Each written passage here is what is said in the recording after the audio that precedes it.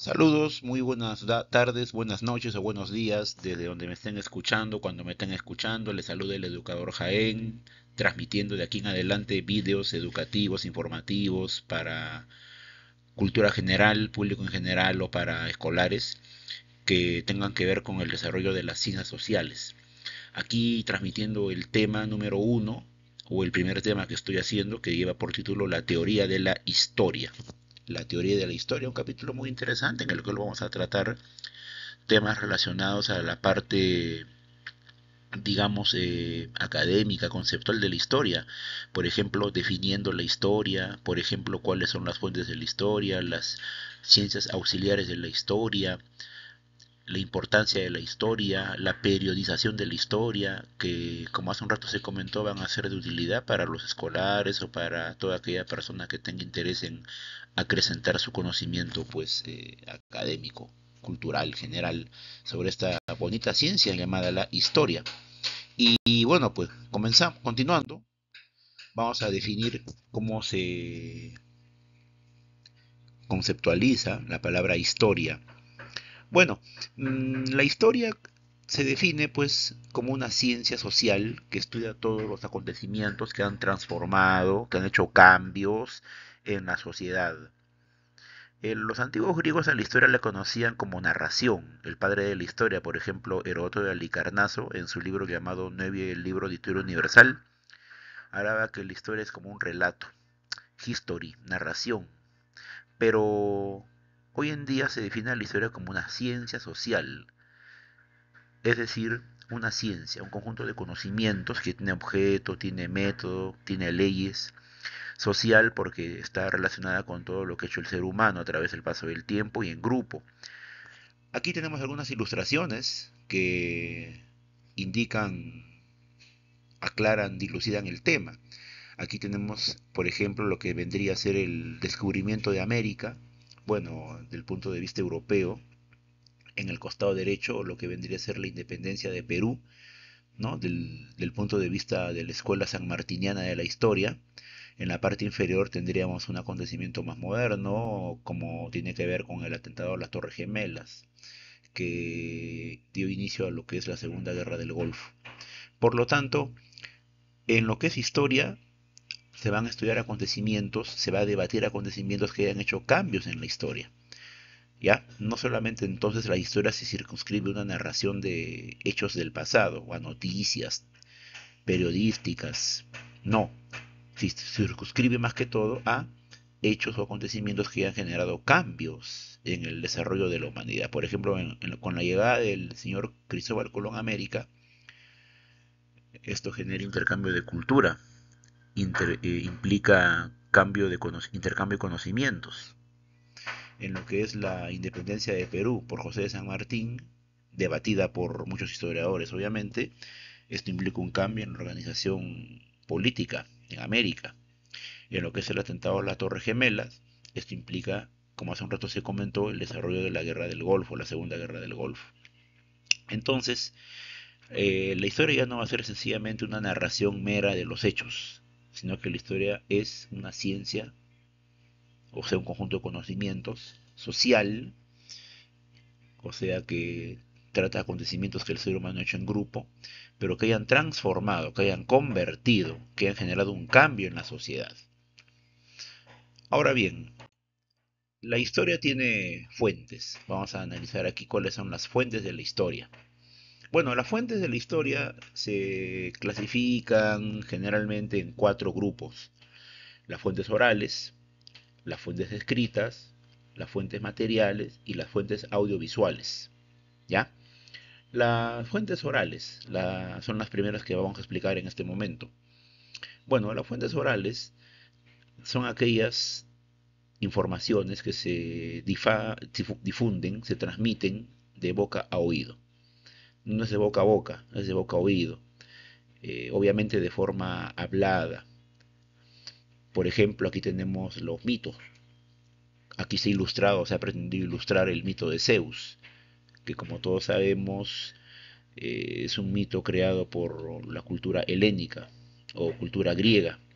En la parte inferior tenemos una leyenda, la de leyenda del lago Titicaca, que habla acerca de Manco Cápac y Mama Oglio y la fundación del imperio del Tahuantinsuyo.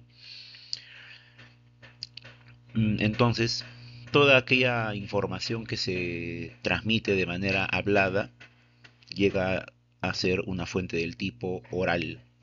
Notemos que son las más antiguas, ¿ya? O sea, aparecieron antes que se invente la escritura. Son las que más se tergiversan, o sea, son las que más se tuercen, naturalmente. Se tuercen porque estas generan una especie de teléfono malogrado, una especie de correveidile, que con el paso del tiempo genera cada vez que la información se tuerza más y más y más y más. Y por eso que son las menos confiables. No quiere decir que no son para nada confiables, sino que son poco confiables, porque al ser muy antiguas y al ser verbales y al tergiversarse, generan pues distorsión en la historia. Entonces, ¿son importantes para el estudio de la historia? Sí, pero hay que tomarlas con pinzas, con mucho cuidado, ¿ya? Ahí tenemos entonces, por ejemplo, las fuentes orales. Las otras fuentes se llaman fuentes escritas. Bueno, la fuente escrita, como el nombre lo indica, utiliza gráficos, utiliza letras, utiliza signos, utiliza de repente dibujos.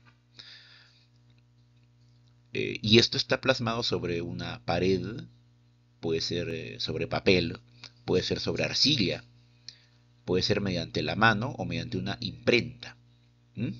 ¿Sí?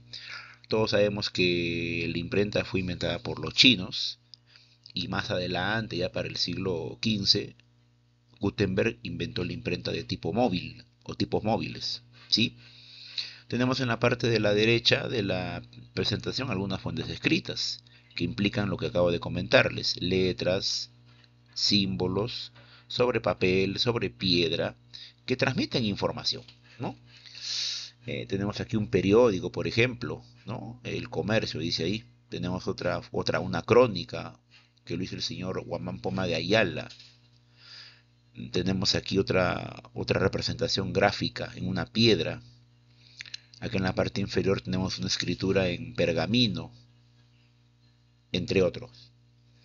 De hecho, la fuente escrita pretende conservar más la información encima de la fuente oral, sobre la fuente oral. Ahora, la fuente escrita puede ser de dos tipos, o se agrupa en dos tipos generalmente: la fuente edita y la fuente documental. La fuente edita es aquella que está formada, por ejemplo, por los libros, las cartas, las revistas, los periódicos, las memorias, los tratados. Es decir, son fuentes escritas que tienen más que todo como objetivo difundir información. La otra es la fuente documental. ¿Qué es la fuente documental? Aquella que está formada por lo que es partidas, puede ser partida de nacimiento, matrimonio, defunción, títulos, títulos de propiedad, títulos profesionales, licencias, permisos para portar armas, para conducir un vehículo, entre otros. Esta fuente, como dice, documental, vienen a ser papeles que le dan una garantía legal a algo, ¿no? Un respaldo legal, un amparo, un baluarte legal a algo, para, por ejemplo, indicar pues que uno se ha casado, que uno tiene un terreno, que uno tiene un auto, todo bajo su nombre, entre otros. También son fuentes escritas. Por ejemplo, para estudiar la historia de Perú, la Fundación de Lima, el acta de Fundación de Lima, es una fuente escrita. O de repente todo lo que tiene que ver con decretos supremos, decretos legislativos, también son fuentes escritas, son documentos. ¿Sí? Y en un rato vamos a observar dónde se conservan, preservan estos documentos. Bueno, entonces ahí estamos ya con las fuentes escritas. Acá tenemos algunas fotografías, ¿no?, que representan, que ilustran las fuentes escritas del tipo éditas. Acá tenemos un periódico, libros, revistas, cartas, fuentes escritas. Y estas fuentes, ¿quién las conserva? Ahorita vamos a ver. Tenemos fuentes documentales. Ahí tenemos lo que hace un rato le comenté. Aquí en Perú, lo que le llaman la licencia de conducir. Aquí en Perú le dicen brevete o brevet. Partida de nacimiento, partida de matrimonio, partida de defunción. Que aquí en Perú lo emite el RENIEC, Documento Nacional de Identidad, que para el año 2025 es digital. Y en la parte de la derecha un título de propiedad. Sí, son algunas fuentes documentales que se conservan, se preservan, se guardan. Ahora sí vamos a ver en dónde. En estos repositorios, en estas construcciones diseñadas exclusivamente para ello. Tenemos el Archivo General de la Nación para lo que son los documentos y la Biblioteca Nacional de Perú, que son para las fuentes éditas. Sí, aquí en el medio tenemos lo que es el antiguo local de la Biblioteca Nacional del Perú, Avenida Bancay, centro de Lima. A la derecha tenemos el nuevo local de la Biblioteca Nacional de Perú, el distrito de San Borja, esquina de la Avenida Javier Prado con Aviación. Y hacia la izquierda el local de el Archivo General de la Nación, que está funcionando en varios lugares, pero su sede central por ahora, para el año 2025, es en lo que era en el local que donde se ubicaba el servicio de correos al costado del Palacio de Gobierno. Ya, para diciembre de 2025 se sabe que hay un plan para hacer un local en el distrito de Polo Libre, pero por lo pronto funciona en el local que se acaba de mencionar, local de servicio de correos. Bueno, el Archivo General de la Nación fue creado por el presidente, en el gobierno del presidente Ramón Castilla. Y lo que es la Biblioteca Nacional de Perú, en el gobierno pues del generalísimo José de San Martín, al menos el que está en la avenida Bancay, y el más moderno en el segundo gobierno del señor Alan García Pérez. Entonces, en estos lugares se conservan, se restaura, se difunde, se digitaliza, se informa, se organiza toda la información de las fuentes escritas. ¿Ya? Entonces es patrimonio cultural de la nación. Todas las fuentes éditas, periódico, libro, tiene que enviar una copia a la Biblioteca Nacional de Perú. Igual los documentos, cuando ya tienen una cierta cantidad de años, tienen que ser derivados al Archivo General de la Nación porque se convierten en patrimonio, porque de ahí pues se va a estudiar luego la historia, ¿ya? De las fuentes escritas. Bueno, sigamos con otro tipo de fuentes. Tenemos ahora para hablar las fuentes materiales. Las fuentes materiales para el estudio de la historia son aquellas que están formadas por piezas, por restos, por cosas que se pueden tangir, se pueden ver. Tenemos, por ejemplo, en la mano derecha el Coliseo Romano, en el medio puntas y lanzas, en el extremo derecho un traje. Todo ello manifiesta también parte de la fuente para el estudio de la historia, fuentes materiales. No son escrituras, son materia tangible cuyo uso es importante para el estudio de la historia. Ahora, estas fuentes materiales pueden ser de dos tipos también. Bueno, las fuentes monumentales y tenemos también las fuentes plásticas. Estas fuentes monumentales, como el nombre lo indica, son construcciones, son restos de piedra, de madera, de adobe, construcciones arquitectónicas. Por ejemplo, hoy tenemos para mencionar templos, lugares religiosos, los castillos, lugares políticos de protección para los señores feudales durante la Edad Media, aunque acá en Perú también hay algunos castillos, ciudades antiguas, como por ejemplo Petra, o por ejemplo hay una ciudad que está en Italia muy interesante llamada Pompeya, fortalezas, ¿no? La muralla china, templos nuevamente. Y la fuente plástica es aquella que implica menor tamaño y más que todo decoración, ¿sí? A veces para fin político, para fin religioso se hacían mantos o cerámicas. Acá está la alfarería, lo que tiene que ver con la cerámica, textilería con tejidos, silografía, metalistería. Por eso que se le llama también etnológica, porque estas fuentes de aquí abajo nos ayudan a entender el pensamiento. artística, porque implica no solamente diseñar, sino creatividad, imaginación. Entonces, esas son las fuentes materiales. Acá tenemos, por ejemplo, algunas fuentes monumentales, materiales monumentales, ¿sí? Aquí en Perú se estudia, por ejemplo, en lo que es la escultura, la estela de Raimondi, que nos sirve para representar al dios Huiracocha y nos ayuda a entender cómo era el pensamiento religioso de la cultura chavín. Acá también mostramos la portada del sol, ¿no? En la segunda imagen, comenzando desde la izquierda, la estela de Raimón en la parte superior, que me representa también al dios Huiracocha o dios Llorón, que me indica cómo era el pensamiento de los Tiahuanaco, o me ayuda a eso. Continuando hacia la derecha tenemos en otra esfera la construcción séptima maravilla del mundo, octava maravilla del mundo, ¿no? Machu Picchu, ¿no? Una de las maravillas del mundo, mejor, ¿no? Una de las maravillas del mundo, Machu Picchu, mundo moderno, construida por el apogeo del imperio de los incas. Ya también tenemos en la parte de la esfera de la derecha la fortaleza de Cuelap. Vamos a la parte inferior de la izquierda, los sarcófagos de Carajía. Continuando hacia la derecha, tenemos una imagen de las líneas de Nazca o los geoglifos de Nazca. Continuando hacia más en la derecha tenemos la ciudadela de Chan, perteneciente a la cultura Chimú, ciudad de barro más grande de América. Sí, entonces estamos viendo cómo estas fuentes monumentales nos ayudan para estudiar la historia, las monumentales.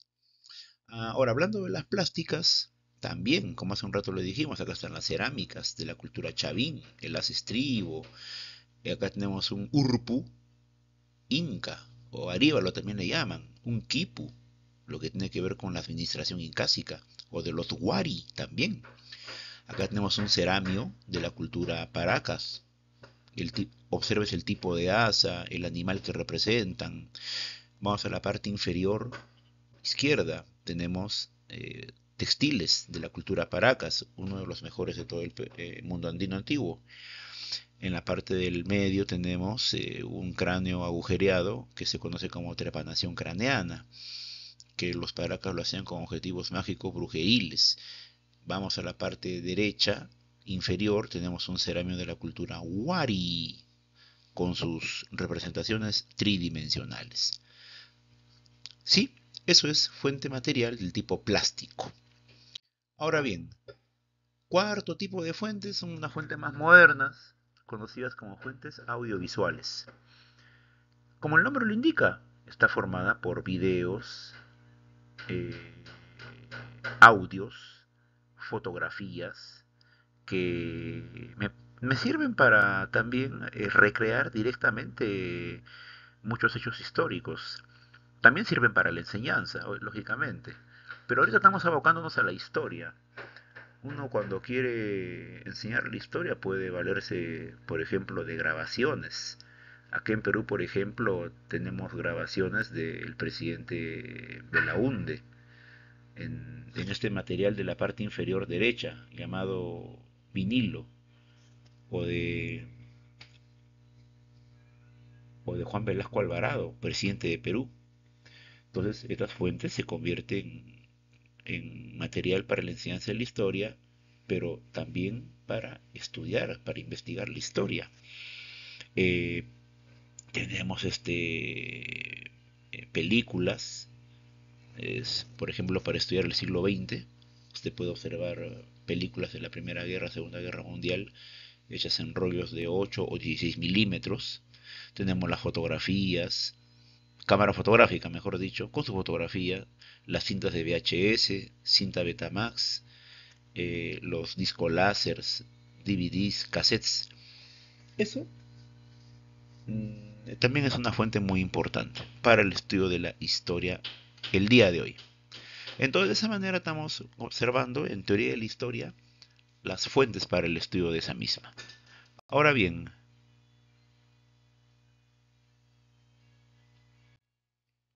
vamos a analizar aquí las ciencias auxiliares para el estudio de la historia.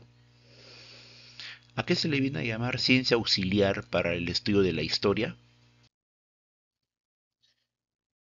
Son las ciencias, son las disciplinas, son los conocimientos que van a ser de soporte al historiador para que pueda investigar mejor un acontecimiento y pueda colegir conclusiones más científicas.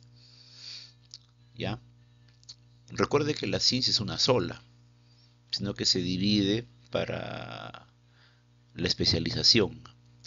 Entonces las ciencias auxiliares de la historia sirven para apoyar al historiador en su trabajo de interpretar un hecho histórico. Bueno, estas ciencias auxiliares de la historia, como vamos a ver aquí, son de dos tipos.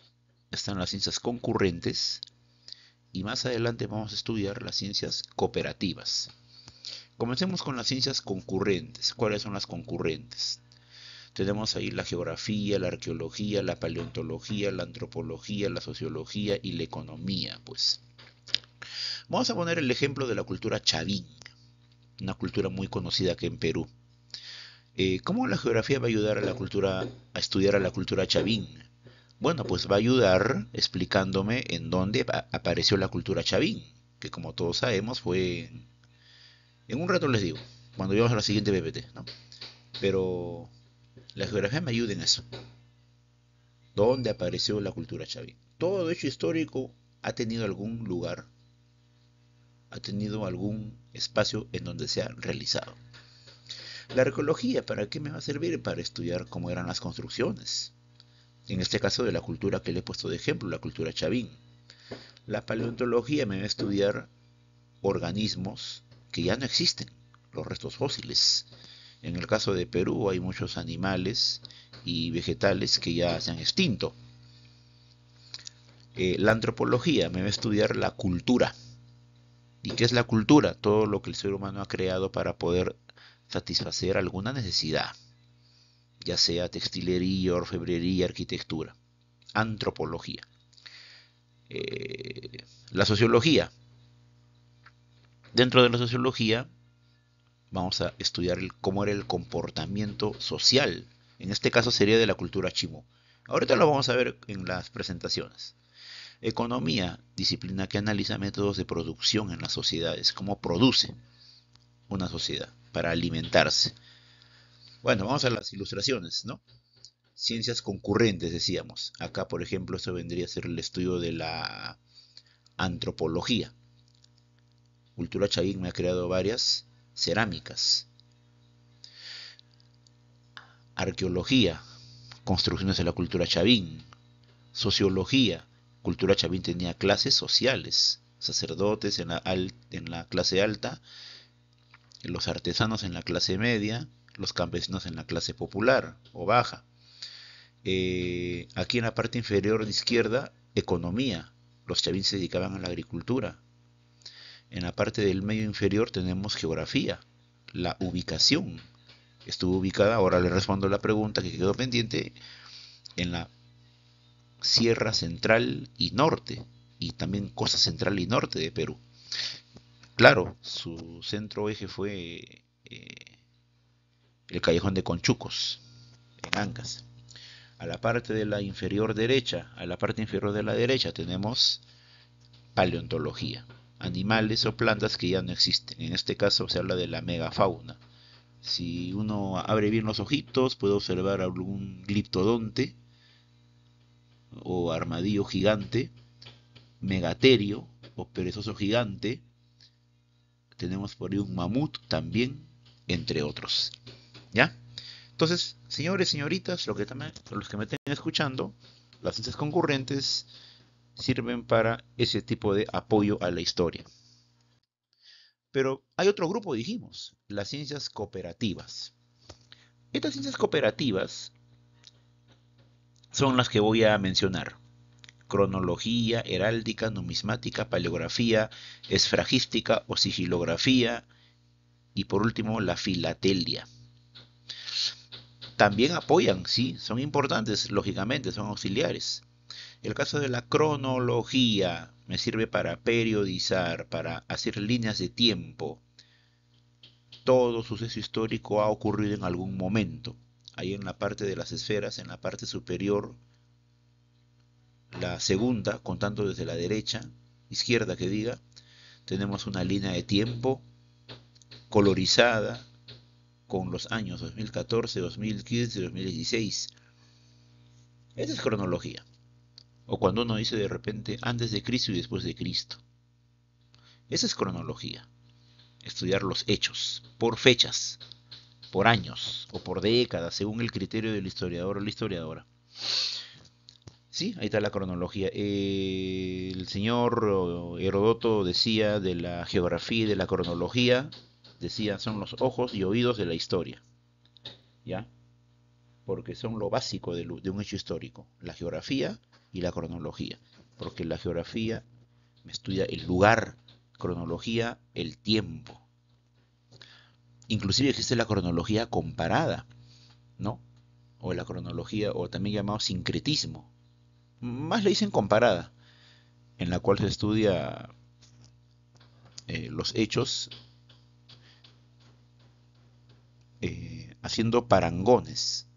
Por ejemplo, ¿qué ocurría en Perú mientras en América o mientras en España Colón salía?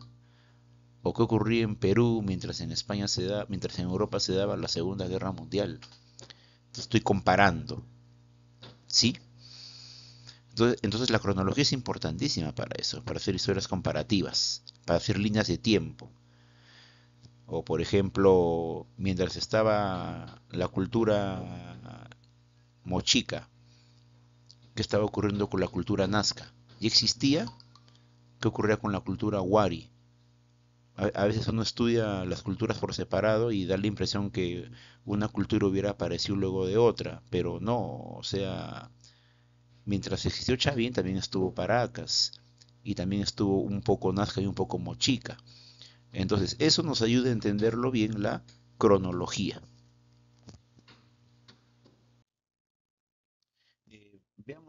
Hablemos ahora de la heráldica. Tenemos ahí otra llamada heráldica. La heráldica me va a estudiar los escudos, escudos de las familias. Tenemos otra llamada la numismática, esa que me va a estudiar monedas, billetes, que son importantes para saber cómo es la economía en un determinado país. Paleografía me estudia las escrituras antiguas que hoy en día ya no existen, hechas en papiros, en pergaminos, por ejemplo el sánscrito de los orientales, por ejemplo, o la escritura jeroglífica de los egipcios, que fue descifrada por Champollion junto con Dorfeld, o de repente la escritura cuneiforme de los mesopotámicos, que fue descifrada por Rawlinson. Entonces, la paleografía me ayuda a estudiar escritos antiguos. La esfragística o sigilografía me estudia sellos.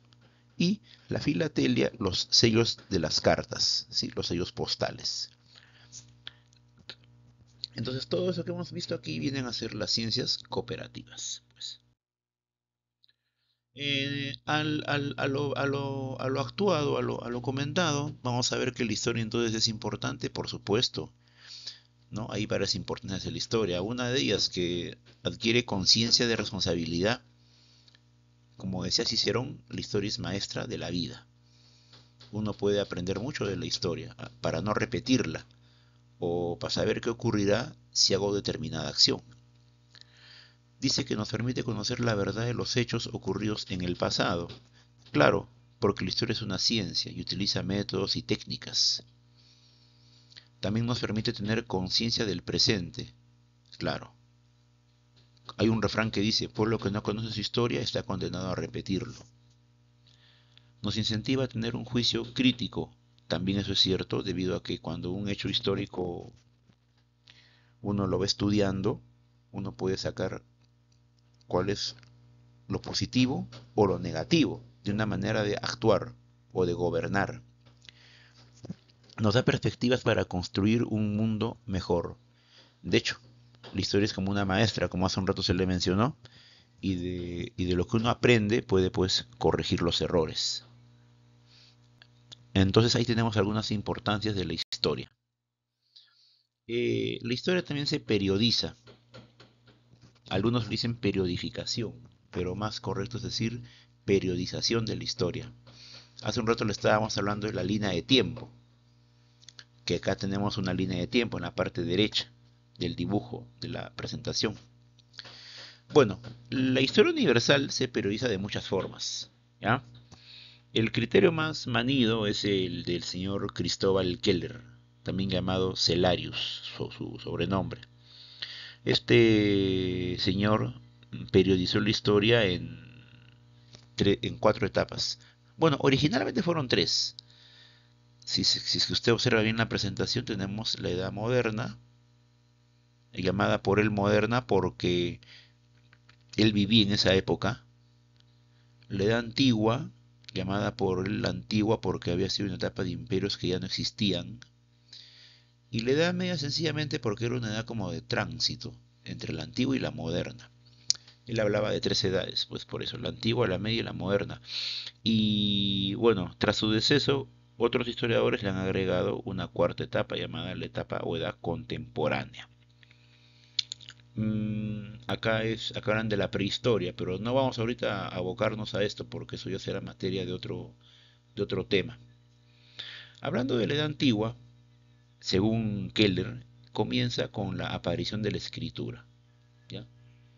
Y año 4000 antes de la era común aproximadamente, y finiquita aproximadamente el 476 después de la era común, cuando cae el Imperio Romano de Occidente.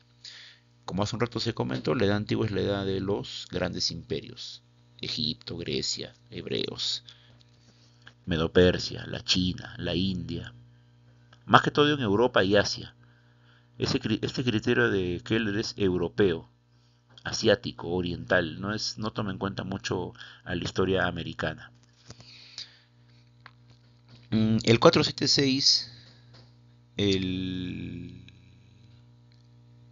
476 cae el Imperio Romano de Occidente y con ello finaliza la Edad Antigua. Ahí cae el último emperador romano, Rómulo Augustulo, de 12 años, y ahí termina pues la Edad Antigua. Es una fecha pivote, digamos, una fecha eje.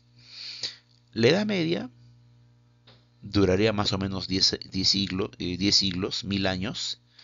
Es una etapa caracterizada por el predominio intelectual e ideológico de la Iglesia Católica, de los reinos cristianos, y va a llegar a su fin en el siglo XV. Ahí está el año 1453, 29 de mayo, ese día que ocurre, cae el otro lado del Imperio Romano, el Imperio Romano de Oriente. ¿Ya? Claro, acá ponen otra fecha, ¿no? Aparte, 1492, la conquista de América, la llegada de Colón a América. Ese es criterio de otros historiadores. Pero más se toma en cuenta el primer hito, de 1453. La Edad Moderna está caracterizada por los descubrimientos, por los viajes, por las reformas, por las revoluciones, y llega a su fin en 1789, con el hecho de la Revolución Francesa. Y la Edad Contemporánea se extiende desde la Revolución Francesa hasta el día de hoy. De esa manera se periodiza la historia de manera tradicional, centralista, europeizante. Criterio de Cristóbal Keller. Ahora vamos a ver aquel criterio materialista. Muchos se lo plantean al señor Carlos Marx, ¿ya? Porque este criterio toma en cuenta los modos de producción. Se habla de 5 etapas. Ahí está 1, 2, 3, 4, 5 etapas. El primero se llama comunismo primitivo, porque no hay ni clases sociales, ni ricos, ni pobres, ni opresores, ni oprimidos, ¿ya? Por eso se llama comunismo, una comunidad, todo es común, primitivo porque fue primerito, pues, ¿ya? Luego vendría el esclavismo, donde aparecen los poderosos y los oprimidos, donde la idea es tener más terreno, más esclavos para ser más fuerte. Luego viene el feudalismo, donde la idea es no tanto la cantidad de terreno, sino lo que produces en el terreno, ¿ya? Ahí la relación se da entre señor feudal y siervo. Luego viene el capitalismo, donde la idea es no qué produces, sino la cantidad de metales preciosos que tú tienes, el capital que tú tienes, la habilidad para producir. O sea, en el esclavismo es, digamos, el tamaño del imperio, ¿no? O la cantidad de esclavos que tiene uno. En el feudalismo es la cantidad que uno produce. En el capitalismo es cómo uno produce, a qué velocidad lo produces. El comercio. Ahí aparece la figura del burgués, ¿no? Que es el comerciante, ¿no? Que vive en las ciudades, que en Alemania le llamaban burgos, de viene la palabra pues burguesía, y el proletario, que es el trabajador que no tiene medio de vida, solo tiene hijos, solo tiene prole. Afirma Carlos Marx que en algún momento el capitalismo va a colapsar y aparecerá una nueva etapa llamada el socialismo, en el cual se volverá a tener una producción de comunidad primitiva, nuevamente, un comunismo, ¿sí? Y ahí solamente va a haber gobernantes y gobernados. El Estado es el final administrador de todo.